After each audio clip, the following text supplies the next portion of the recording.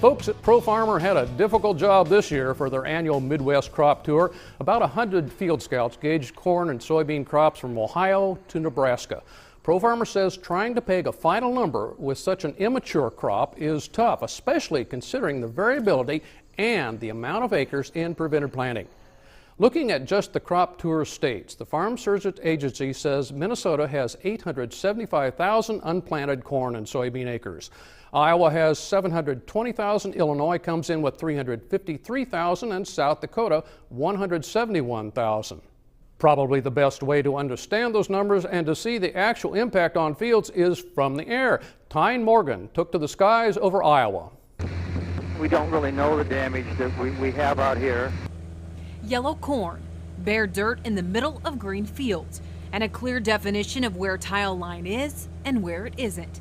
This is the view in northern Iowa this year. This is just the edge of where it gets really wet from here on north up to Rochester. It's much, much worse. Craig Schutte is a farmer, Pioneer seed dealer, and flies for fun. He's had a 1,000-foot view of this year's inconsistent crop since it got planted. There's once in a while there's a pretty good cornfield, but there's no perfect ones this year. He says by the 15th of May, he knew these productive Iowa fields were in trouble. We can see where it was so wet that they didn't germinate correctly. It's you saw it from the air, so that pretty well tells it all. While much of what didn't get planted is either overgrown with weeds or now planted in cover crops, it still paints the tough picture of what these Iowa farmers have endured.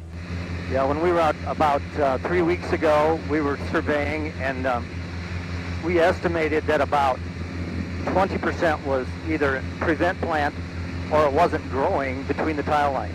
If farmers needed proof of how effective tiling is, this year provided just that. If you wanted to find your tile lines, it's a perfect year. You can probably see all of them. And yellow spots are painted across these lush green fields, signaling nitrogen loss could also pull overall yield numbers down. While many of these crops look good from the road, the bird's eye view reveals the bigger picture. Well, John, thanks again to Craig Schutte for getting us back safely from that aerial tour. It was definitely an eye-opener, but I think the biggest thing for me was to see crops and, corn growing on tile lines and then bare soil next to it. I mean, there was a clear definition where tile was and where it wasn't this year. Aaron flew a couple days ago. He found out some things that he didn't know before he done that. It is an eye-opener to get up higher and get to that third dimension. If you can stomach it. Stay with us. Tractor Tales and our Country Church Salute are next.